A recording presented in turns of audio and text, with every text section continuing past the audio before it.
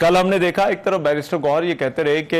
ये NRO 2 है और दूसरी तरफ आप लोगों ने जो है वो दरख्वास्त भी दायर कर दी है और आपका ये कहना है कि इन तरामीम से जो है वो इमरान खान को फायदा मिलेगा। अब क्या ये बात दुरुस्त है कि ये जो है वो तरामीम बिलाखिर जो है वो इमरान खान को फायदा पहुंचा रही है? जी बिल्कुल 100% दुरुस्त है, 100% दुरुस्त है। देखिए, अल कादिर केस का जो मेन ग्राउंड है, जो इतनी बड़ा शोशा छोड़ा हुआ था अल कादिर केस, उसमें मेन जो ग्राउंड थी वो ये थी कि पैसा जो था वो मनी लॉन्ड्रिंग यानी चोरी का पैसा बाहर पड़ा हुआ था और ये चोरी का पैसा हुकूमत पाकिस्तान का था, क्योंकि चोरी का पैसा था इसलिए कहते थे कि मनी लॉन्ड्रेड पैसा है, हुकूमत का पैसा है और उसको वापस लाना है। और काबीना ने मिलके फैसला किया और ये गलत फैसला था, इसलिए जो है इनको सजा होनी चाहिए, ये जुर्म किया। पिछली हेयरिंग पे अल कादिर केस में था और अल कादिर केस में यही बहस हो रही थी, बल्कि ये बहस ये की गई कि ट्रस्ट बिल्कुल दुरुस्त था, ट्रस्ट में कोई इशू नहीं था, ट्रस्ट भी वैलिड था, बेनिफिट भी नहीं दिया गया, लेकिन ये फैसला गलत था कैबिनेट का, क्योंकि चोरी का पैसा था इसलिए फैसला गलत था। अब उसके बाद नैब ने अपनी रिपोर्ट भी दायर की, जो दायर कराई गई हाई कोर्ट के ऑर्डर के जरिए। उस रिपोर्ट में नैब ने कहा कि जनाब ये मनी लॉन्ड्रेड पैसा नहीं था, यानी चोरी का पैसा नहीं था, और उन्होंने वो रिपोर्ट में अपना इन्वेस्टिगेशन के बाद ये फैसला किया कि पैसा जो था ये प्राइवेट पैसा था, ये हुकूमत का पैसा नहीं था। तो जब एक बार ये फैसला कर दें कि हुकूमत का पैसा नहीं था, चोरी का पैसा नहीं था, तो वो केस वैसे ही खत्म हो जाता है। उसके बाद ये जो नैब की तरामीम थी, इन तरामीम में ये था कि अगर काबीना का कोई फैसला होगा, काबीना ने एक जॉइंट फैसला किया होगा, तो फिर उसके बेसिस पे किसी किस्म का नैब के पास इख्तियार नहीं है कि किसी किस्म का रेफरेंस फाइल कर सके, यानी नैब के पास ये ताकत ही नहीं है कि काबीना के फैसले को वो देख सके और कहे गलत है या उसके ऊपर बेस करके कोई जुर्म साबित कर सके या केस फाइल कर सके। ये थी नैब तरामीम। ये इमरान खान साहब को पता था कि ये नैब तरामीम है, लेकिन उसके बावजूद उन्होंने ये कहा कि इसको मैं चैलेंज करना चाहता हूं, क्योंकि मेरी नजर में ये नुकसान पहुंचाएगा, करप्शन के खिलाफ जो जंग है उसको नुकसान पहुंचाएगा, इसलिए उन्होंने ये केस किया। और अब चूंकि केस का फाइनल फैसला हो गया है और फैसले में ये कहा है कि तरामीम दुरुस्त है, तो इसका मतलब ये हुआ कि जो काबीना का फैसला है वो अब चैलेंज नहीं हो सकता और उसका फायदा यकीनी तौर पे अल कादिर केस को होगा। अल कादिर केस वैसे ही खत्म हो गया है, लेकिन अब एक एडिशनल एक इजाफी आपको कानूनी ग्राउंड भी मिल गई है कि कानून के मुताबिक भी ये केस आगे नहीं चल सकता। तो मेरा ख्याल है ये बात बड़ी दुरुस्त की है बैरिस्टर गौहर साहब ने, यही हमारा मौक़िफ़ था और हमने यही रेज किया था। मैंने परसों भी ये कहा था कि ये क्यों नहीं फैसला करते इसका, नैब का केस का, क्या ये फैसला तब करेंगे जब अल कादिर केस का फैसला आ जाएगा, तब सुप्रीम कोर्ट फैसला करेगा, लेकिन अब सुप्रीम कोर्ट ने चूंकि कर दिया है फैसला, तो इसका फायदा इमरान खान साहब को भी इस केस में होता है। ठीक है, राइट। लेकिन एक और कुछ मीडिया रिपोर्ट्स हैं कि जो जनरल फैज वाला मामला है उस हवाले से भी अब चीज़ें आगे बढ़ रही हैं और ऐसा लगता है कि वो मामला साबिक़ वज़ीर-ए-आज़म इमरान खान तक आ सकता है। आप पहले भी कह चुके हैं, अभी भी आपको लगता है कि ये इमरान खान का मामला मिलिट्री कोर्ट में ही जा रहा है या जा सकता है? देखिए, कानूनन तो ये मिलिट्री कोर्ट में नहीं जाना चाहिए, ना जा सकता है, लेकिन माजी में हमने ये देखा है कि गलत बेशक फैसले करने के बाद, बेशक कानून के खिलाफ फैसले करने के बाद केसेस फाइल हो जाते हैं जिनका ना कानून में ना हकायक में कोई जवाज होता है, लेकिन वो फाइल किए जाते हैं और फिर हम उसके बाद उनको डिफेंड करते रहते हैं और डिफेंड करते रहते हैं, अपना दफा करते रहते हैं, उसमें काफी वक्त लग जाता है। तो इसलिए मेरा ख्याल है ये देखते हुए कि हो सकता है इस बार भी गलत किस्म का गैर कानूनी कार्रवाई की जाए खान साहब के खिलाफ, उन्होंने उसको प्रियम्प्ट करने के लिए, उसको पहले से ही उसका दफा करने के लिए शायद ये केस फाइल किए हैं, क्योंकि मेरा खदशा माजी की जो हरकत हैं हुकूमत की, अच्छा, जिसमें गैर कानूनी किए हैं केसेस फाइल, उसको देखते हुए, उस खतरे को जानते हुए ये शक मेरा ख्याल है किया गया है, और इसलिए हमने ये फाइल केस।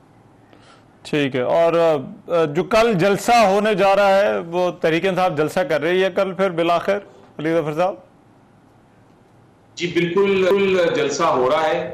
और जलसा जो है उसका अब तो एनओसी भी आ गया है, और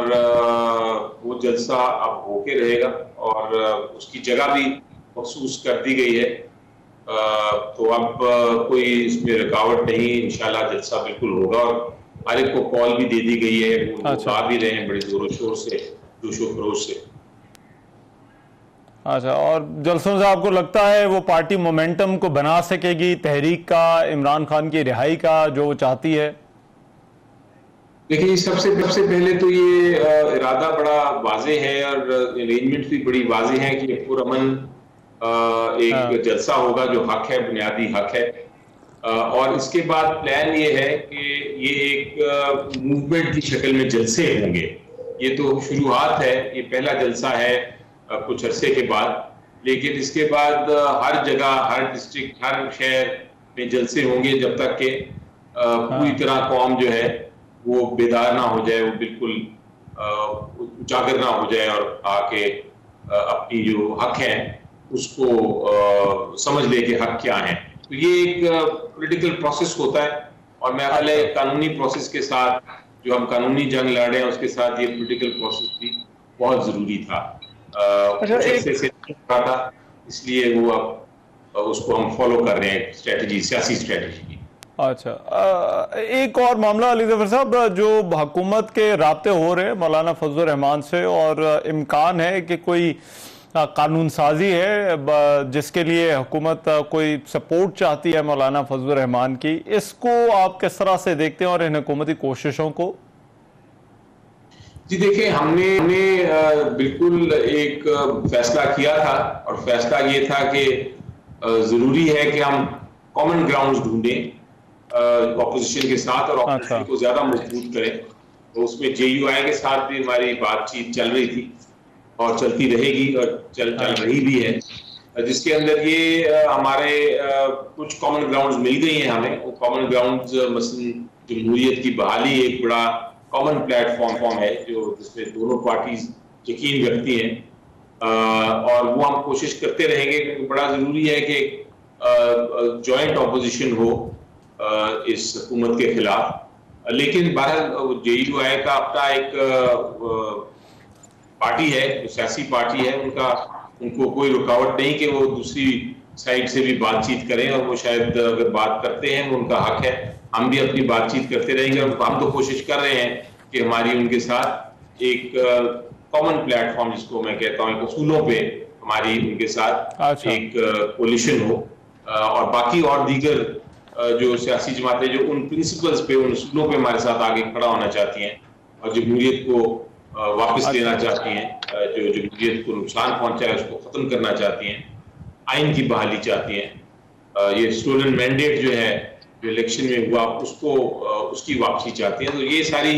चीजें कॉमन अगर हमें प्लेटफॉर्म पे दूसरी सियासी जमातें मिलती हैं इन पॉइंट्स पे, और बाकी जो सियासी पॉइंट्स हैं, तो हम बिल्कुल उनके साथ कोशिश करेंगे कि हम उनके साथ मिलके चलें। और लास्टली ये बताइएगा, जो बलूचिस्तान के हवाले से एक मुलाकात भी हुई है स्पीकर चैम्बर के अंदर तहरीक इंसाफ के और हुकूमती वफ्द की, ऑल पार्टीज कॉन्फ्रेंस की बलूचिस्तान के ऊपर कोई ना कोई बात जो है वो हो रही है, हुकूमत भी ये चाह रही है। तो क्या अगर हुकूमत ये ऑल पार्टीज कॉन्फ्रेंस बुलाती है तो आप लोग जाएंगे उस ऑल पार्टीज कॉन्फ्रेंस में? जी देखिए, अगर मेरा ख्याल है उससे पहले एकदम कॉन्फ्रेंस बुलाना तो दुरुस्त नहीं होगा।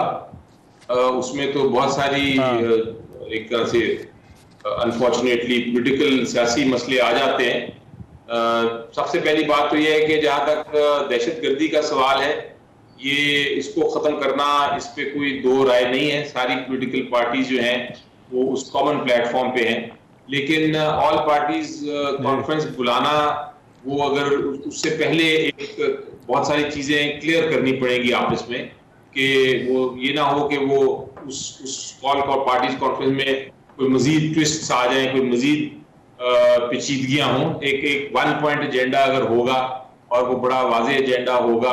और उसको पहले एजेंडे को डिस्कस किया जाएगा और उसके बाद वो ऑल पार्टीज कॉन्फ्रेंस होगी, जो कि होगा खात्मा कितना करना है टेररिज्म को, तो फिर तो मेरा ख्याल है कोई रुकावट नहीं है पॉलिटिकल पार्टीज को कि उस प्लेटफॉर्म पे आके बात करें। लेकिन ये नहीं हो सकता कि उसमें आप और चीजें भी मिक्स कर दें। ठीक है।